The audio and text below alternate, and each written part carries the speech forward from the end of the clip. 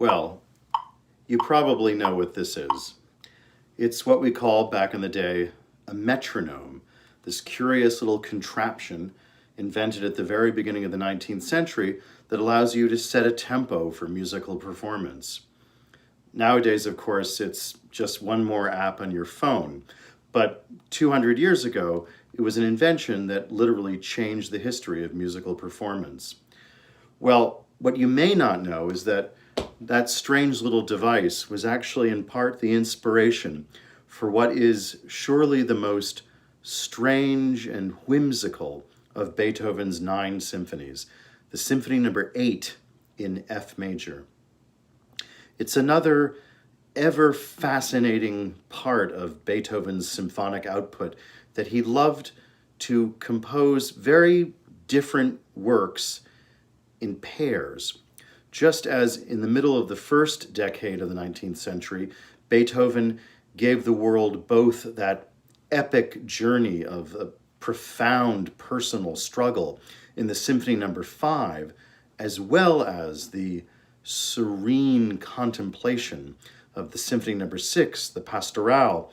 So it was in that period of 1811, 12, 13, that Beethoven, now settling into a comfortable middle age of recognition and fame and a comfortable living, gave us also two incredibly different but equally masterly symphonic works. The Symphony No. 7 in A major, this 35 minutes of bacchanal, so called actually in French concert programs in the 19th symphony, the Symphonie Villageoise, because it was this essay in kind of rustic revelry and earthy good humor.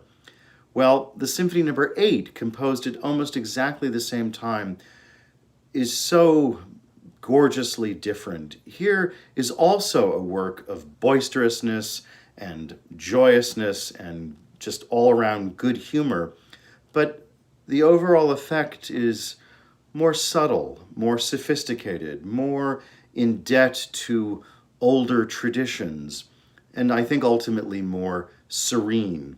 It's perhaps for those reasons that this is unquestionably the least often performed of Beethoven's 9 symphonies. Audiences often don't know quite what to make of it. Is it one of Beethoven's kind of strident, gutsy, heroic symphonies, which tend to be the odd-numbered of Beethoven's symphonic output, or is it one of the more gentle, serene, even-numbered symphonies? Number 2, number 4, the Symphony No. 6, the Pastoral.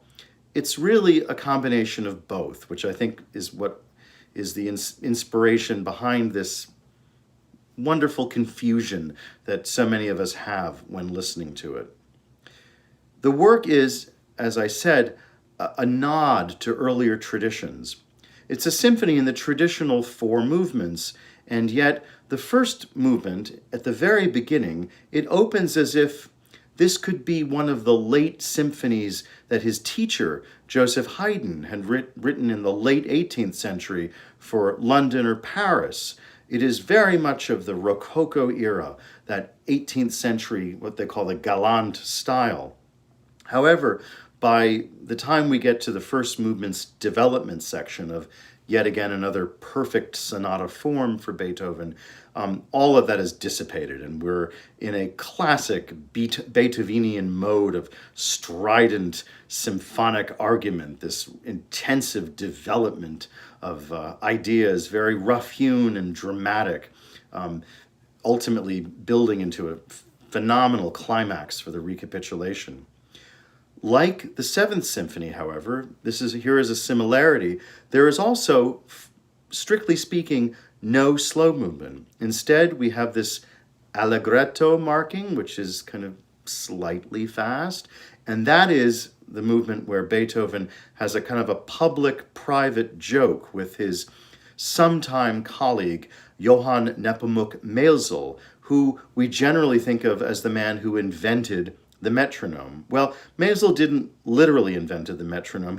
He was not so much an inventor as a kind of showman, a mountebank who would take other people's inventions and, again, this is the age before Google, pass them off as his own. Such was the metronome, which he actually took from an invention made in Holland about 15 years before. But in Vienna in 1812, he was the inventor. So Beethoven had worked with him on a couple of enterprising, performance projects where a performance of a Beethoven overture would accompany a performance of one of Maisel's metronomes.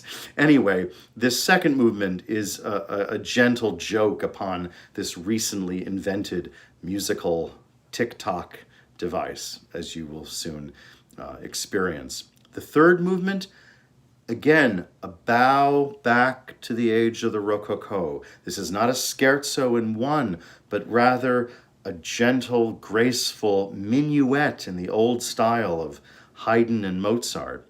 Even the trio section in the middle is this elegant duo for two French horns. With the last movement, the finale, easily one of the most difficult symphonic finales in Beethoven's output, we again, like the Seventh Symphony, get this spirit of revelry and abandon. But on a closer hearing, it's really not that removed from that similar feeling he created in the finale of his Second Symphony, well over a decade before, when Beethoven was very much the bad boy of musical Vienna. It's really not like the total sense of abandonment and Bachian revels of the Seventh Symphony. If the finale of the Seventh Symphony is, 1 o'clock in the morning on a Saturday night on 4th Street, the finale of the Symphony No. 8 is rather like an undergrad at UW La Crosse impishly giving his professor a hot foot. Well, you can be the judge in this splendid, rather recent live performance. The great Israeli conductor Daniel Barenboim, who of course we all know as the maestro of the Chicago Symphony Orchestra back in the day, here conducting at the fabled summer concert series in London, the Proms, with his beautiful orchestra, the East Western Divan, made up of brilliant young musicians from Israel and the Arab world, bringing their own special touch to Beethoven's Symphony No. 8.